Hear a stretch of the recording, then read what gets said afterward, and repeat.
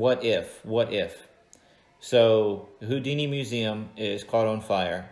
You get an item and Dick gets an item. What are your favorite items with all of your collection?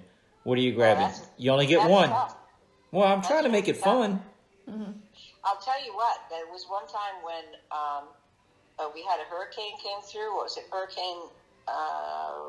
What was the name of that? Well, Anyway, you would not believe it. The hurricane ripped half of the museum roof right off. Just Oh my gosh. gone. And don't you know, we had friends and neighbors and family. We were just bagging everything up, getting it out of there. So what went first? Houdini's mother and father's pictures from his home. house. Wow. And the book that Houdini wrote called A Magician Among the Spirits, which is a 300-page book which documented his whole story about how he felt about the spiritualists, the people who were claiming to communicate with the dead. And he did research on them for 30 years. The introduction to that book, he says, this is not a study of a few days or weeks or months, but one that has spanned over 30 years. And in that time, I have not found any spiritualist that has savored of the genuine. In other words, he only found hucksters and people who were common people. Or people who were just wacky. He found some people who were just deluded. He called them deluded brains, that they think they have some kind of power, but they talk until they finally get something right, you know? Yeah. but they're not, those people were not charging any fees for their services. The ones that were making a big scam out of it, they were wealthy. And they still are today.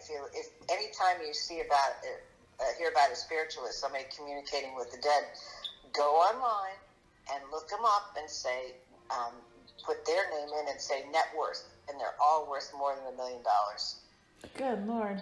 We had one, I don't know, within 30 miles of our old neighborhood, and they were on the side of a busy road, and it said palm reader, and they kept getting nicer and nicer cars in the driveway. Then they had like a Lamborghini, and they were getting their house. They added another floor to their house, and their house kept getting nicer and nicer. And then you saw the FBI there, and you saw like a tractor trailer taking away all their vehicles and everything, and the house was foreclosed and everything. And then this paper, in the newspaper, expose said everything that happened. They were telling people that when they came into wealth, when they came into money, you're supposed to give it to the psychic, and she's going to bury it in her yard to help get rid of the spirits for 15 years. And then it'll cleanse the cash, but it has to be cash. It can't be a check. It has to be cash. Yeah. And she did that to enough people and tried to do that cleansing process that they finally got the FBI involved. They're in jail. that house is foreclosed. Do you have any of that material, or at least like the dates and where? And it was in Charlottesville, Virginia, and I can Google search it for you and send it to you. Yeah. That'd be great. We should have that documented. Yeah. That's my mom was really into it, and I would try to talk to her, and it was like, talking to a wall. We had a friend of ours who was talking to us, and they believe in going to psychics and all this, but they don't. They don't. I'm telling you, people go to them in health, wealth, and romance, and that's when they take you, because you want health. You're desperate. You're sick. You're poor. You need help. You have nobody in your life. You're at your lowest, and they're taking advantage, and it makes me sick. It's sickening. Yeah. And you know what? The thing is, they are the easiest prey is someone who is grieving a loved one that's passed. Yeah. There's absolutely nothing that they won't believe or want to believe. And we had a guy, when we had the Magic Townhouse in New York City, somebody came up to our little shop. We had a little magic store up there.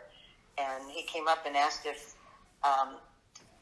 we had the prop where you have a jar, like a jar of water, and then some bloody substance magically appears in the jar. And I went, oh, well, what show are you working on? Because we had a lot of Broadway theater groups come in and ask for special effects and stuff. And TV shows. And so I thought he was doing a show or something. He said, no, I just was just curious. And so I said, did you see somebody do that? And he said, well, yeah. I said, all right. Did you go see a medium? Did you talk to somebody who was a psychic or medium? He said, how do you know? I said, because there's a thing that some of them do where they ask you to bring water from your home, and like if you go to them with the idea that you think there's a curse on you and you want them to lift the curse, they will tell you that they can find out if there is a curse around you, and you just have to bring in the water from your home. Well, first of all, imagine this. New York City, we all got the same water coming through our pipes right. in New York City. Okay, so all right, it's municipal water, but it worked for this guy.